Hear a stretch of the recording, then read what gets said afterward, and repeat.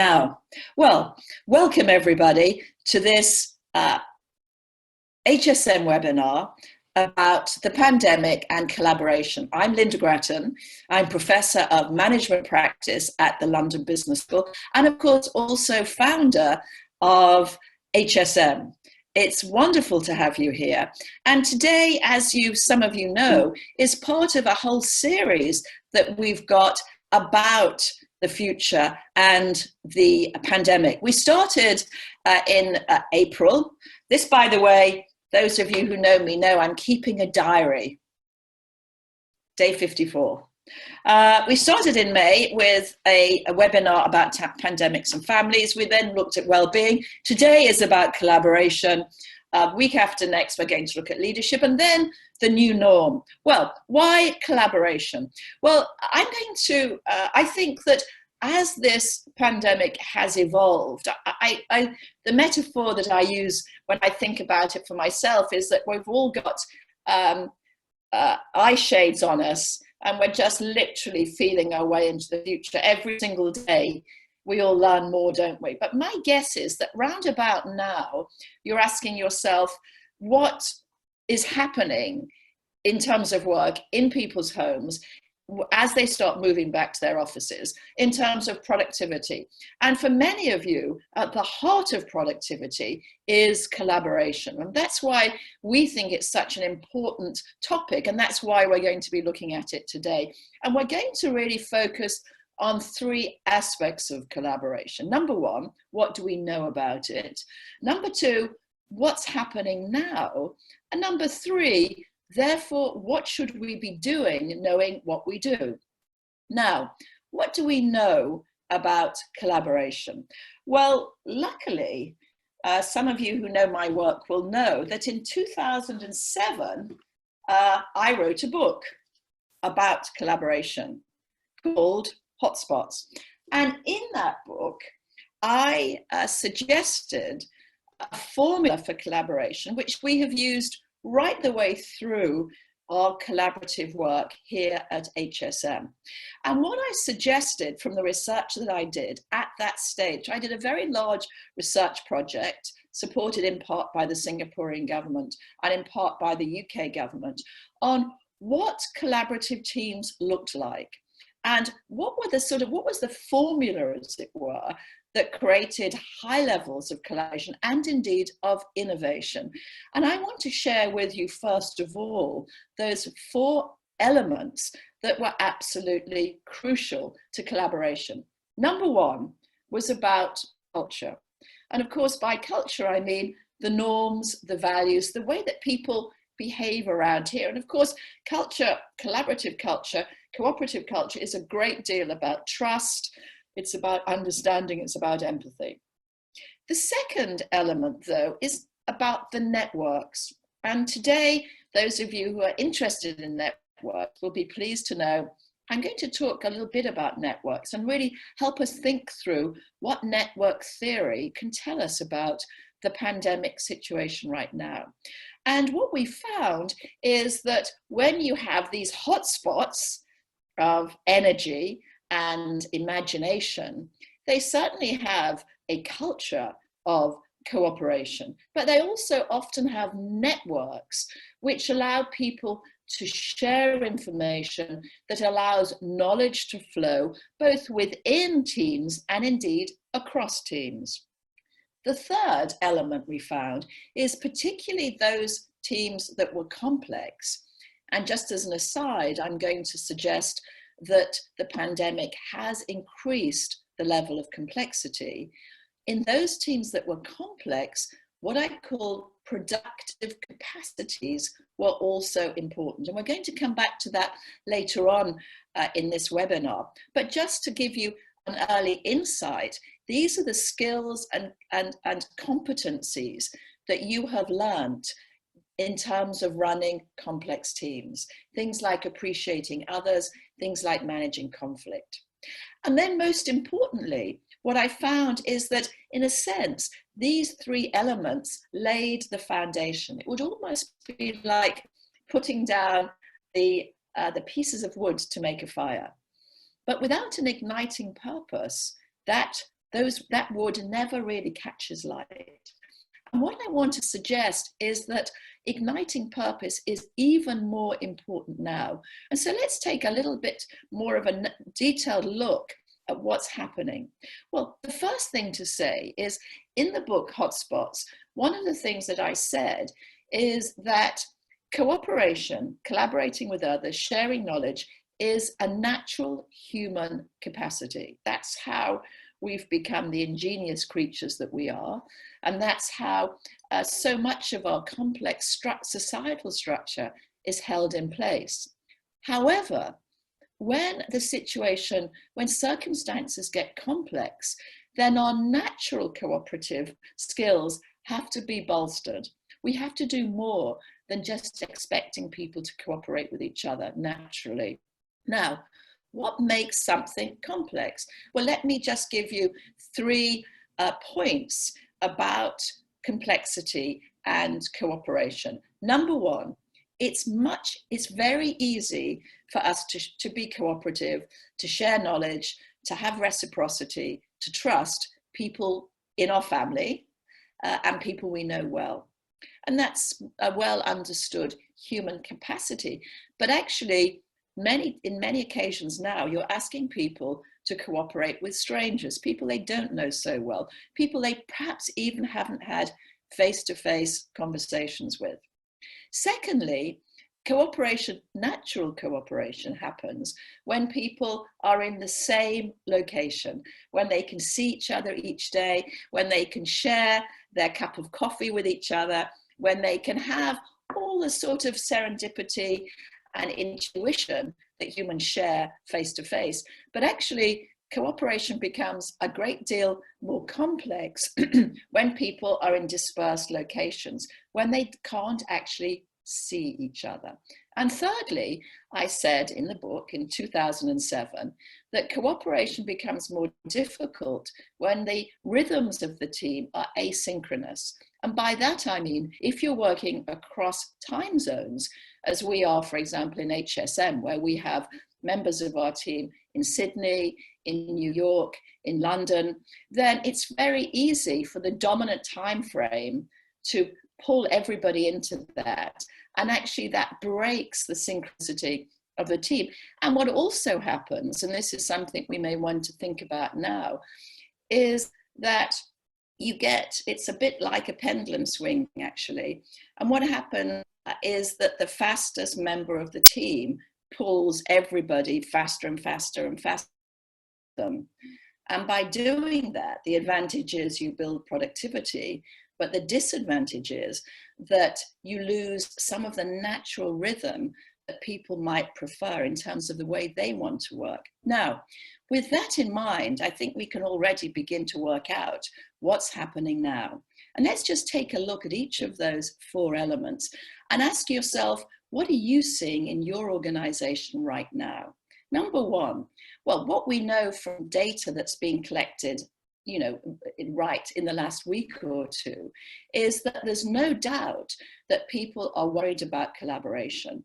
They're overwhelmed by the level of communication, the volume of communication to coordinate with each other.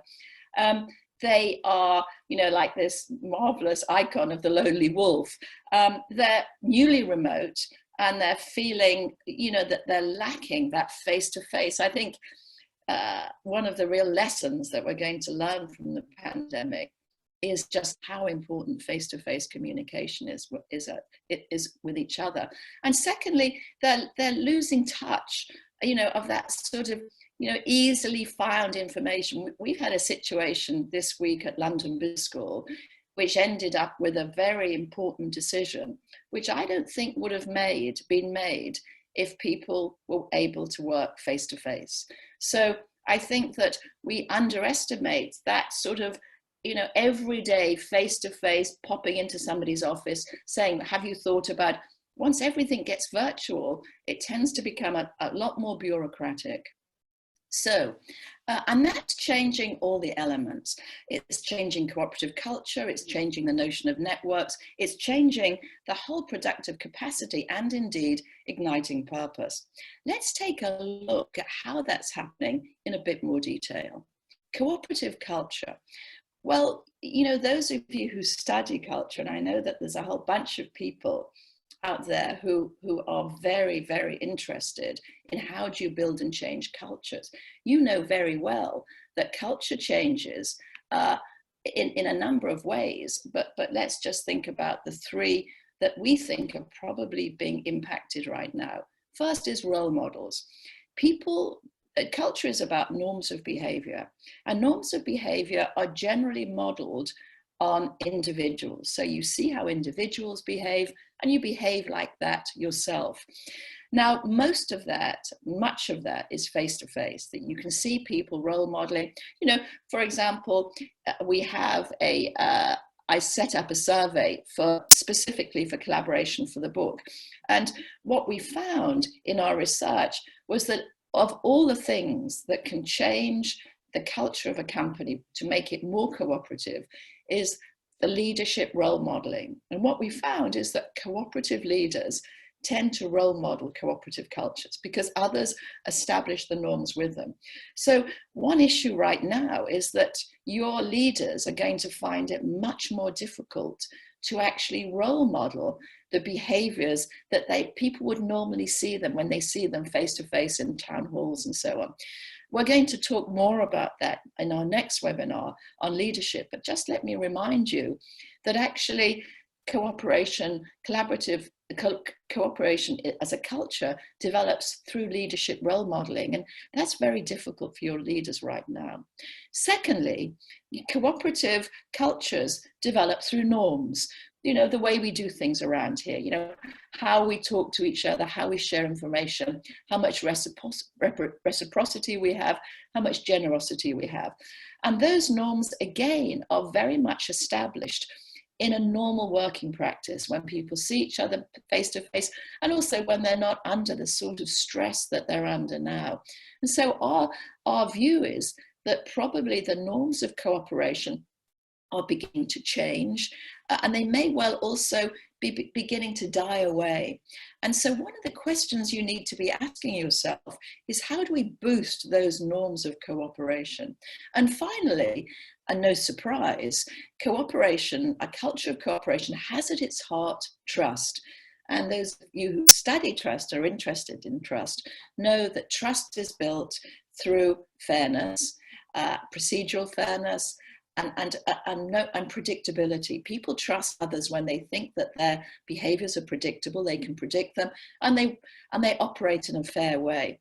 And as we've said right the way through this series of webinars, we will be judged by the choices that we make now. And all of us, including me, have been faced with very tough choices. But how you exercise choice with regard to fairness, procedural fairness and process fairness, is going to be very, very important. And so that itself will either build a cooperative culture or it'll start to diminish it. Let's look next at a poll. And I want you to think specifically about cooperation. And I want you to think about, what are the challenges that you face right now? And you can select any of them that you would like. It's hard for leaders to role model cooperation. Our cooperative norms are beginning to break down. Trust seems to be lower. Actually, it could be that you feel cooperation is stronger than it has been. That would be an interesting thing to say as well. Or that none of the above is relevant, in which case, please do drop us a note and we can talk more about that.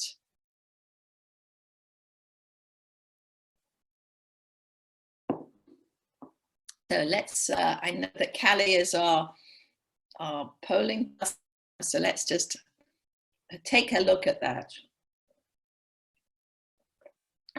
Cooperation seems to be stronger. That's very interesting. 47% of you say that. I'd be very interested to know why you think it's stronger. So if you could just type in some responses there. Anna, could you take a look at those responses? And when we break for our conversation discussion at 10 past 10, perhaps you can tell us a little bit more about why you think that cooperation is stronger. That's a very, very interesting insight, and actually goes against some of the polling that people are doing. So Callie, thank you so much for that. And we'll move on to the next point, which is about networks. So what's happening to networks? Well, I think potentially they're depleting due to stress and distance. Now, if you think about your own networks, one thing we know, and there is data about this right now, is that under stress, people constrict their network. Now, let me ask you to think about who are the people that you've stayed in touch with, that you're reaching out to. And our hypothesis would be, and certainly this is true for me, that those are shrinking.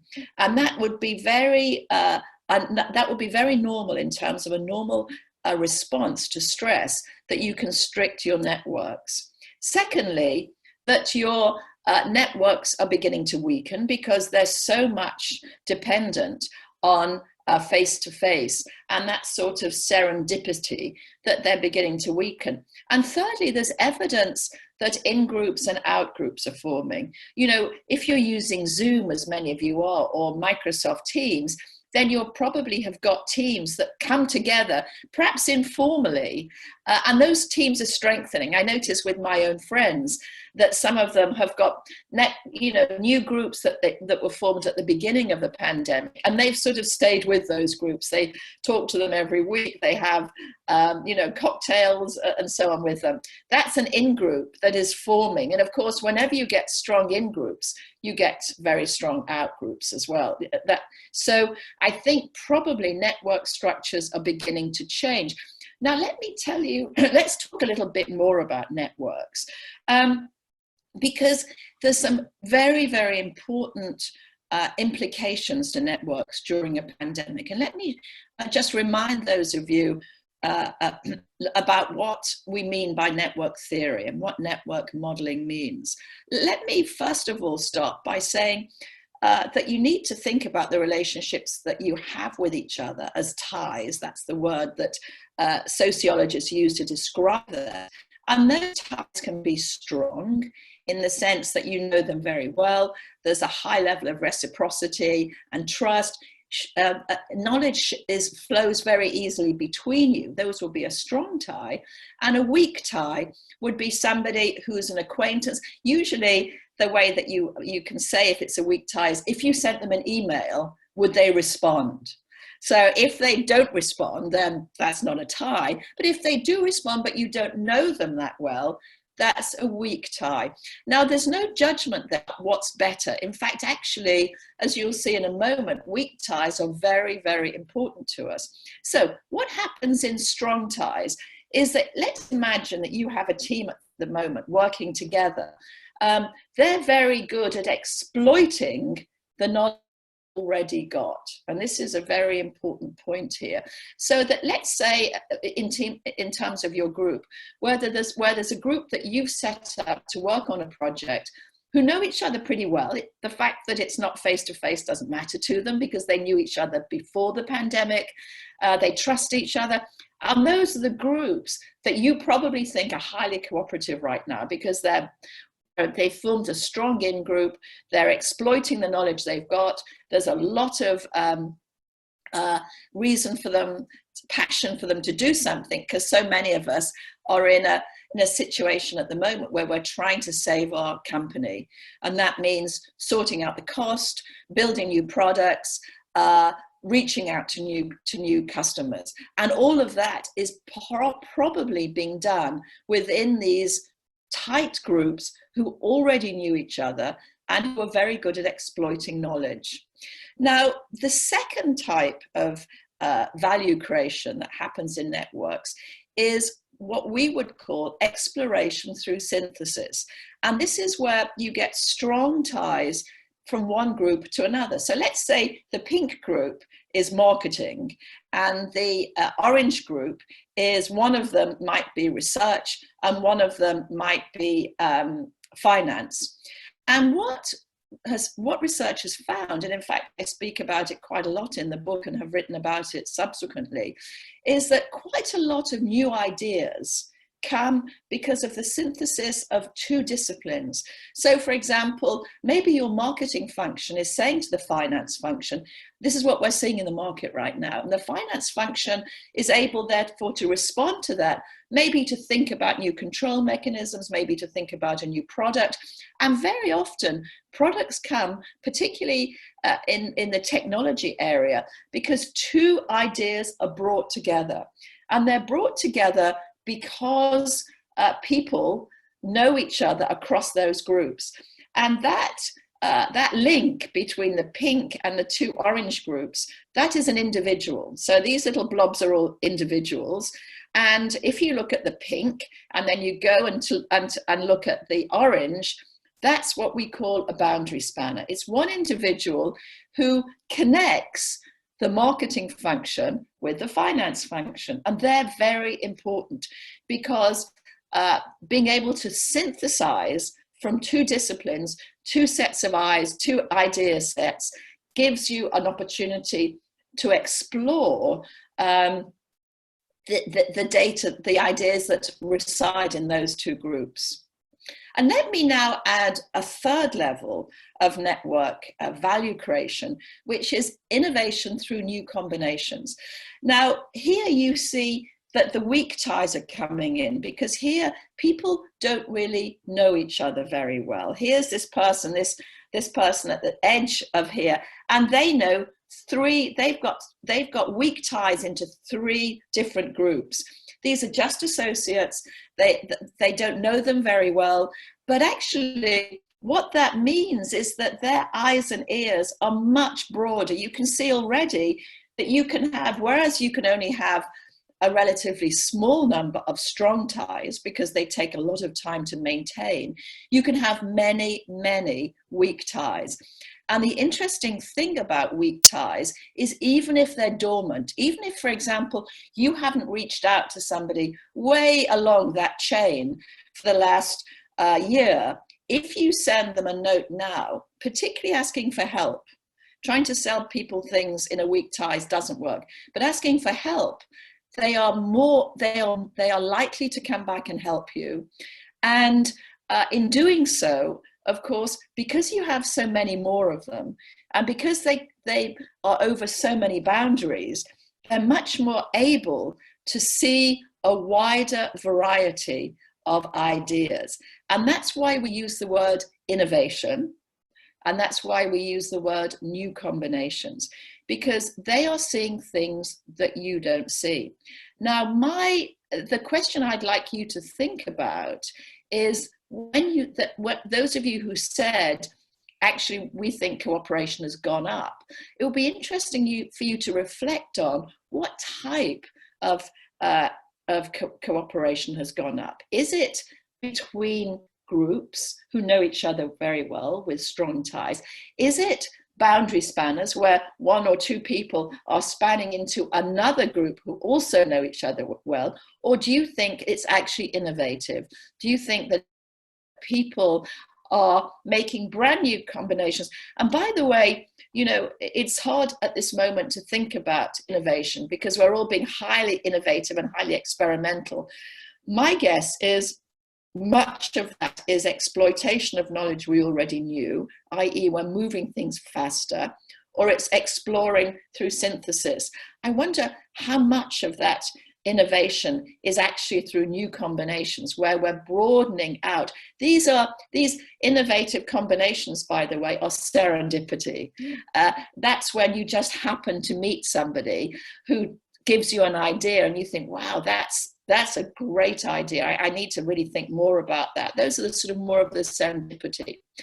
Now, I want to now layer onto this another thing for you to think about, which is to say, you know, when you go back to thinking about those networks and cooperation in your business right now, they're not the same for everybody. So it's not that you want everybody to be reaching out into that sort of complex, weak ties work. And let me give you 3 examples of jobs, which gives you a flavor of what I mean by that. And as you think about your own business, think about the jobs that actually relate to the 3 characteristics that I'm going to talk about now. The first sort of persona, in a sense, is a call center worker. Now, you know, they are sitting at home now, and in fact, we know that their productivity has probably gone up. That's research would suggest that that's happening, because working from home, especially if they have a home office, which I know many of us don't right now, but if you do, you've got fewer distractions, you've got more autonomy. And we know that experiments with that group of call center workers show that when they're based at home, they reduce their office cost and they're less likely to leave. But what we know, the negative there, is that they don't, you know, half of them, and I've mentioned this before, want to go back to working from the office after 9 months because they miss their socializing with colleagues. But really, in terms of network structures, this is an autonomous job. That they're not having to talk to their colleagues saying, what do you think about this? How can I? They might miss the socializing, but this isn't a job. This is a routine job that doesn't require high levels of interaction and knowledge flow. Let's now look at an accountant's job. Now, an accountant also is relatively autonomous, but here you're actually asking them sometimes to relate to other colleagues, probably in terms of exploration, perhaps to reach out to another part of the firm, to learn what's happening in a different sector. Let's say you're an accountant working in telecoms, and it's useful for you right now to know what's happening in accounting in retail. And so reaching across to others might be important to you. So what we know about the cooperation now for a job like an accountant is, again, they might be more productive because if they're working from home with a home office and no kids disturbing them, and we know that that's not always the case right now, but it will be once the kids get back to work, to school, and once everybody realizes they need to find some sort of home office. Fewer distractions, more autonomy, increased flexibility. So this is all good. But now you can see that the negatives are beginning to build up. Again, like call center workers, they're feeling that they've got less time to socialize with their colleagues, but also they're probably not they're not bumping into the accountant that works in aviation or the accountant that works in retail. And that means that over time, the opportunity for knowledge transfer across different departments is beginning to shrink. Now let's take a third persona. This is the research scientist. And my guess is that within your business, there will be groups of people who may not be called research scientists, but they're the groups that believe are knowledge creators and often are the drivers of your business. You know, if you take a look at some of the major technology firms, Google, Amazon, and so on, actually the value creation in those firms is held in a relatively small group of people who are responsible for the innovation, the major innovations of the company, major product innovations. Now, what's happening to them? I've called them a research scientist, but you've probably got your own job description for them. Again, they're working from home in their home office, fewer distractions, more autonomy. Actually, that's good. And I think for all of these people, they will want to spend more time working from home in the future. However, what's happening also to them in terms of cooperation? Well, like the accountant, the exploration through meeting others is beginning to go. But more importantly, because they're no longer in an office where they're bumping into people, the innovation through novel combinations is beginning to go down. Now, the interesting thing about that is you don't notice it, because the pathway to innovation is very hard to see. It's to do with many different things coming together, often sort of behind the scenes. And when it happens, then it seems really obvious. But often there's a whole network of weak ties that are working together. interestingly enough, there was just down the road from me here, there's the Crick Centre, named after the DNA, the person who found DNA. And that Crick Centre has got 2,000 scientists working on DNA, mostly to do with cancer.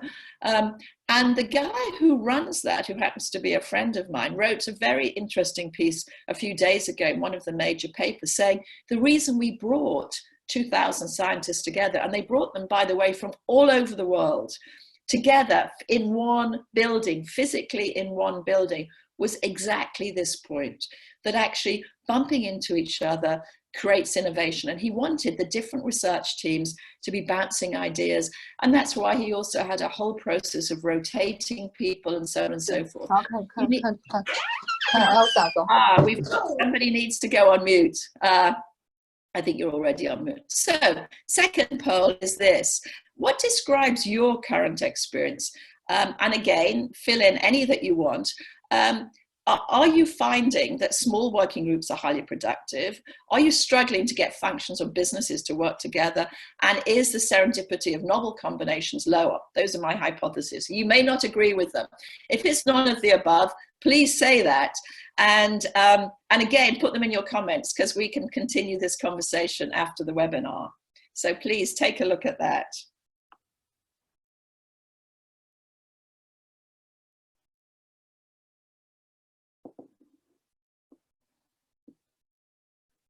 What describes your current experience? Yes, okay, so there we are. Your small working teams are highly productive. Yeah. As some of you are saying, you're struggling to get functions to work together, and 30% are saying the serendipity of novel combinations is low. Please, I can see lots of comments up there already. Unfortunately, I can't talk and read, but we'll take a much closer look at them. And I know Anna is looking at them very carefully right now. That's fascinating. Thank you so much for that. So let's move on to the third aspect. So we've talked about cooperation with regard to culture. We've talked about cooperation with regard to networks. Let's take a look at the third element that I spoke about earlier, which is productive capacity. And basically, my hypothesis there, in fact, the research that we've done on cooperation shows that that doesn't really kick in until your teams are complex. And I'm going to show in a moment what I mean by productive capacity. But actually, my guess is that the capability to be productive in a team is really important at the moment. Why? Because your members are different, they're in different locations, they're not actually spending as much time with each other, and so on and so forth. So I'm going to suggest that that's going to become more important, and I'm going to tell you in a moment what to do about that. And finally, you know, I mentioned earlier on that you've set all the wood in place, and now you have to ignite it. Cooperation happens because there's a question that people find absolutely fascinating, or if there's a task that they're doing which is so interesting they can't, you know, help but do it, or there's a vision that they find very intriguing. And my guess is that that's going to be ever more important at the moment. And what's driving cooperation right now, I think, particularly in small groups, are those first two aspects of ignition. The first is questions are very complex. I mean, you are being asked right now, as we are at London Business School and in HSM, to run a business at an enormously reduced cost base. You're being asked right now to work with others on complex issues around product development. And some of you have had to pivot your supply chains, you know, overnight. So this could not be a time of more complex questions. So my guess is that those are very strong at the moment. The ignition is absolutely there. Secondly, the tasks are very pressing. You know, people cooperate with each other because there's a task they've got to do. Now, we've been speaking about agile working for years, but many of you have now moved into agile working because you've only got 5 days, let's say, to do the beginning, the middle, and the end of a task. What I want us to think about is the vision, and that's what I'm going to come back to. My guess is that these are all short-term fixes. So complex questions, pressing tasks, small groups, they're all really working together. The question I want you to reflect on is, once that excitement and adrenaline is run through, as it will in the next month or two, people are going to ask, but hang on, where are we going? What's the narrative? What's the vision? And I think that that's going to become ever more crucial. So let me ask you exactly the question to look at all of the areas we've talked about. When you think about the 4 elements I've spoken about, the cooperative culture, the energized networks, the productive capacity, and the igniting purpose, which are you most worried about? Which are you most concerned about? Sorry, somebody go on to mute. Which are you most concerned about in your organization right now? Cooperative culture, energizing your networks, productive capacity, igniting purpose.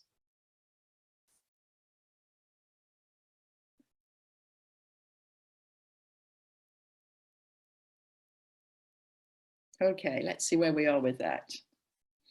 Pretty much, write down, networks are something that are worrying you. They're worrying me as well, by the way, so thank you for that. Less worried about cooperative culture. Productive capacity is important. Igniting purpose is important. Let's take a look now at some of the actions we think you could be taking right now. Strengthening culture. Have more purposeful conversations. We know that that's going to be really important, and that's certainly worth you thinking about. Secondly, invest in building trust. So all of the practices and procedures that you're changing now, be sure that you are creating fairness within that. And thirdly, excuse me, share a sense of what's sort of happening around in terms of this. Next, building networks. Value the boundary spanners. Do you remember when I showed you the network earlier? I said that there are these people who span boundaries. You can see them in the diagram below. Make sure that you know who they are and encourage them to carry on boundary spanning. Don't let them stop doing that. Widen the network of involvement. Here at HSM, we ran one of our famous jams last week with Global Telecoms, where we had 90,000 people engaged, many thousands of comments about what it is they wanted, what they were thinking about, how they wanted to innovate the business, widen that net of involvement. We have the technologies to do that. Platform technologies are absolutely able to do that. And also think really carefully about balancing face-to-face. My guess is that one of the big questions that we're going to be asking is, what is it that we get from face-to-face? And how can we make sure that every single face-to-face transaction really is an energizing knowledge flow process? Next, focus on productive practices. And in the book, I mentioned these 5, and you can see that the more complex the collaborative task, the more that you have to focus on these, the rhythm of these productive. So the most obvious one is appreciating each other's talents. Secondly, making commitments to each other so everybody knows what you're committing to and what they have to do. Thirdly, resolving conflicts. We found actually that highly cooperative teams have as much conflict as teams that are falling apart. So it's not the conflict per se, it's the capacity to resolve that conflict. Synchronize time so that, for example, everybody isn't all pulled to the time zone of one powerful member of the group. And thirdly, establish a rhythm. And this is going to be really important right now. It's the synchronicity. If everybody's working incredibly flat out in those teams on this, important task, what you're beginning to lose, and you're probably noticing that already, is the rhythm of reflection. I notice that. I notice that I'm beginning to lose my reflective capacity. And yet, as cooperation becomes more important and more complex, so the capacity to establish a rhythm of time, a rhythm of moving into times of reflection, are going to be ever more important. And finally, think about that igniting purpose in terms of telling your narrative, sharing your vision, and really utilizing your leaders. Next time we meet, we're going to talk more about leadership, but just to give you a preview of that, we're going to talk about the importance of leaders making a narrative. Now, you know, none of us can tell what the future is going to be, but actually being explicit about the way you're thinking about that, your overriding purpose for what it is you want to get out of this terrible period of pandemic, I think that leaders should be beginning to articulate that now.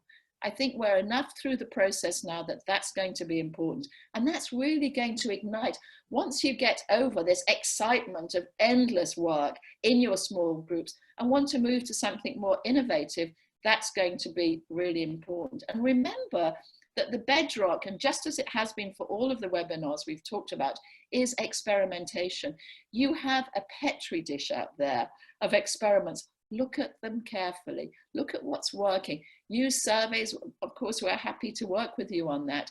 Use surveys, use checklists, find out what's happening, find out what's working well, find out what people want to do more of, and then really use that diverse portfolio of experiments to really start building a virtuous cycle of innovation.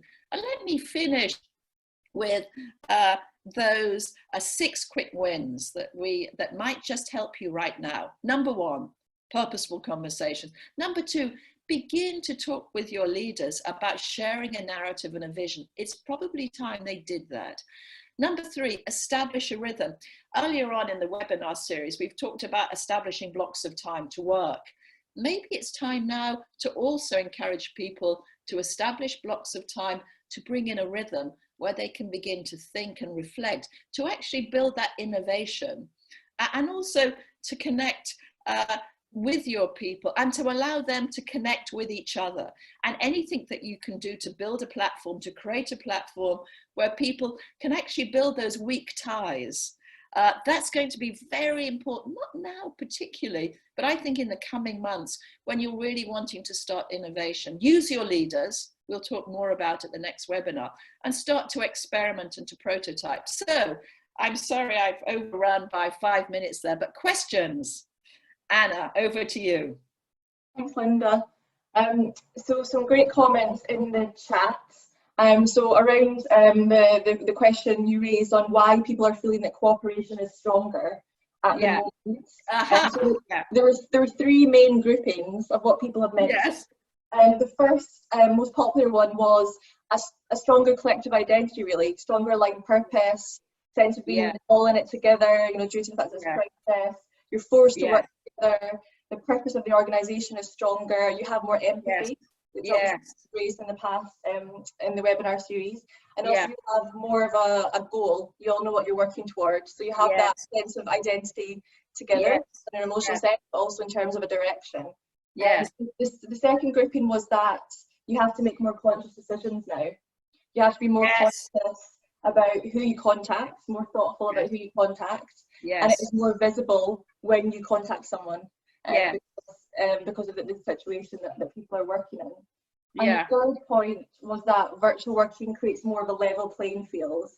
So similar to the questions around the asynchronous sharing of time, if people in different countries or different agencies now feel more sense of involvement and identity because people are working in a similar way. So those are 3 main groupings. And interestingly on that question of things being more visible, there were a couple of questions and points around the difficulty of role modelling in this new context, because people you don't see each other as much, especially for some organisations who have new leaders, new CEOs coming in, period, having to signal that. So a question around this, so how can leaders signal and role model in this new context? Yes. Well, should we take that question first, Anna? And firstly, thank you so much for those of you who dropped us a note about why you're cooperating better. I'm writing at the moment, as you know, a whole series of columns for the MIT Sloan, and that was a really useful insight. So thank you for that. And my sort of concern about what you've said about cooperation is that, if you think about, do you remember last time we met on the webinar, we talked about those energy, the battery, we used the battery as a metaphor for energy. And we said, that at the moment, people's batteries are very excitable, because all of this amazing stuff is happening. And suddenly, you're doing so many things you could never do before because of bureaucracy. And we've done that. But just ask yourself, over time, is that energy going to start going, the energy of cooperation going to start going? And I think we need to move, and I'm going to make a note of this, we need to move into sort of phase 2. And phase 2 is where you shift more to a leadership purpose. So rather than using tasks as the major driver of people's energy, they begin to look into the future, because my guess is that those energy levels are going to stop going down. And I don't know if you've noticed that people are beginning to get fatigued. And so what they're going to be looking for is something that's longer. They want to be able to think about what would the future be. And let me just give you a couple of thoughts about this question about leadership. And again, we'll come back to that when we meet in a couple of weeks' time. And indeed at our major FO masterclass in a month's time. So here's my thinking about that. I don't think any of us have an answer. And I think it's a mistake for any leader right now to actually pretend that they have. But what I think is really important is that they set in place what they believe to be the purpose of the organization, and also their sort of judgment decision-making points. That there's this notion of the true north. Whatever it is, they need to describe what their values are, so that even though people might not know how they're going to get there, they've got a sense of what the values are, about what it is they value. So, for example, one of the CEOs that we're working with at the moment has said very publicly, in fact, he said it in the Financial Times last week, we think our communities are crucial. He wasn't just talking about employees, he was talking about, this is a company that employs 60,000 people. He was talking about the communities that his employees are embedded in. And he said, for us, community values are really important, and we will do everything we can to support the communities that our employees work in. Now, that absolutely resonated with him as a person. He's always said that. We know from his history that's important to him. So I think this is also a moment to remember about authenticity. It's very difficult for a leader now to come up with something which is 90 degrees different from anything they've ever talked about in the past. So you need a sense of continuity, but you also need them to show their vulnerability. They don't know the answers, but also to show the path that they're navigating and the navigation process that they're on. And I think that you need to begin to encourage them to do that now. And that's got to be simple so that people can understand it. And it's got to be something that relates back to individual employees. And my guess is, if we were to draw, this is an energy chart, my guess is the energy went up because of the excitement of all of this cooperation that you've described, the tasks, everybody's working so hard, the goals are so clear. My guess is the energy is now going down, and you need to now build your second energy peak. And that's going to be about long term, it's going to be about innovation, it's going to be about how do we reconfigure ourselves for the future in a way that isn't just about cost cutting. Cost cutting, we know, is a very focused process right now.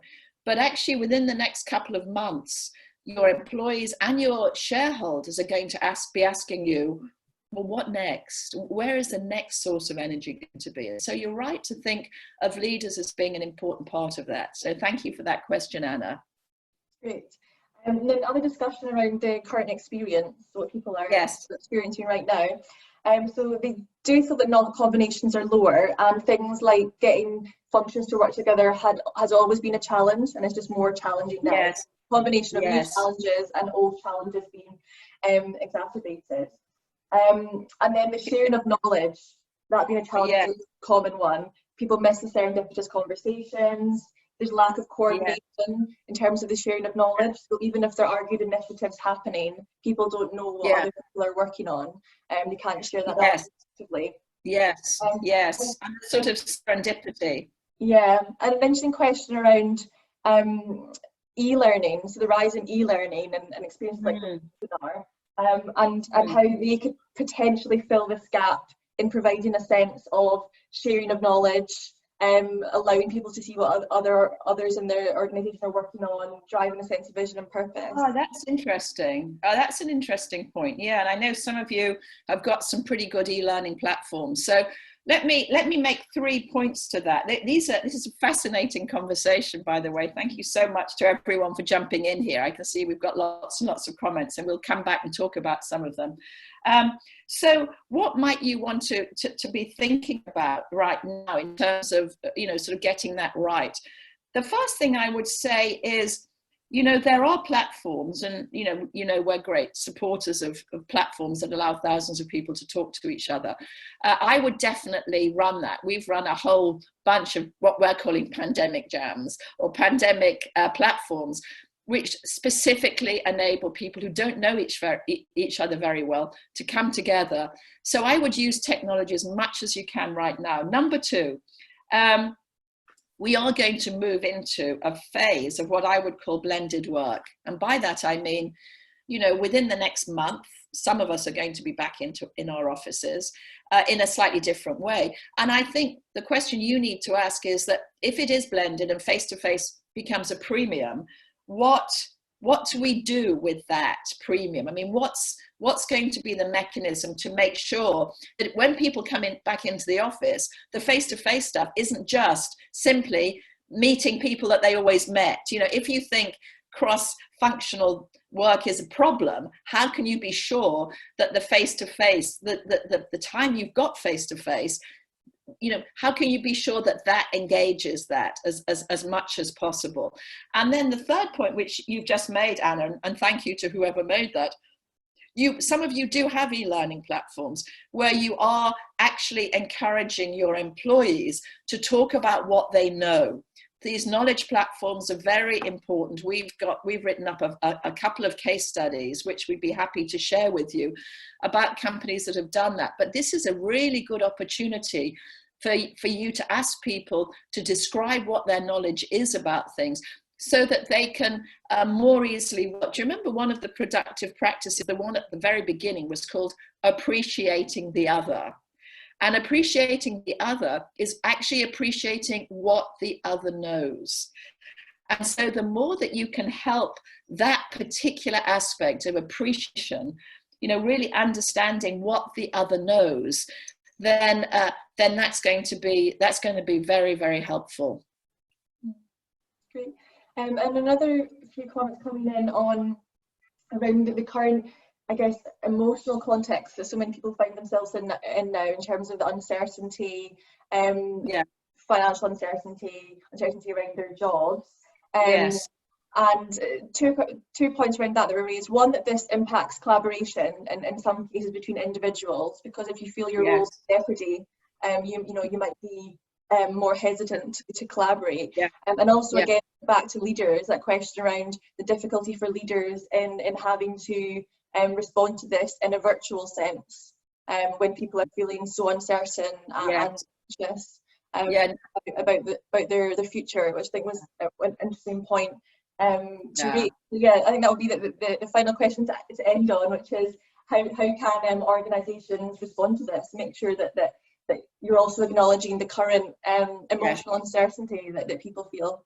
Yeah, no, that's such a good point. And, you know, we talked earlier about in-groups and out-groups. And one of the in-groups that's forming, we can see that at London Business School, is people who know they're going to keep their jobs and people who think they might not. And that's a very worrying in-group and out-group, because it destabilizes those who are worried about their performance and worried about their... So, you know, as we know, those of us who have lived through these shocks before, and I'm sure anyone who's anywhere near my age has done that, the last economic shock, we know that you have to give bad news as fast as possible. And so one thing we learned from last time is that this idea of sort of, you know, dripping bad news out bit by bit is very, very demotivating for people. What you've got to do now is to get the ship into shape and show the long-term purpose of that group, and then be absolutely clear that this is the long-term purpose and the values of this organization. And my guess is that, you know, you have got to persuade, if they're not already doing it, your leaders to do that, and to show them some examples of other leaders who are doing that right now, because that seems to me that as our energy level starts to fall, what leaders can do, and we'll be talking about this in our next webinar, is going to be really important. Thank you, Anna. Great, thank you. And then thanks very much to everyone for all your thoughts and questions in the chat box. I'll pass that to you, Linda, just for the final couple of points. Yes, thank you. I need to show my thing, don't I? But how do I, there it is. So let me just share my screen finally, just to remind you what's happening next. We have, this is number 3 in our series of pandemics. Do come back again in May and then in June. May, we're talking about leadership. June, we're talking about what are the lessons that we've learned on that. What's going to happen next is that we're going to reach out to you. We're going to send you some key points from what we're working on right now. That's going to happen within the next couple of hours. And we'd very much like to continue this conversation. It's been absolutely fascinating. I think this is going to be the sort of issue of the week, as it were. So please do continue having a conversation with us, and we'd love to hear more about what you're doing, but also any way that we can help and any way that we can share. So thank you so much for being with us today. It's been a fascinating, fascinating webinar. Thank you.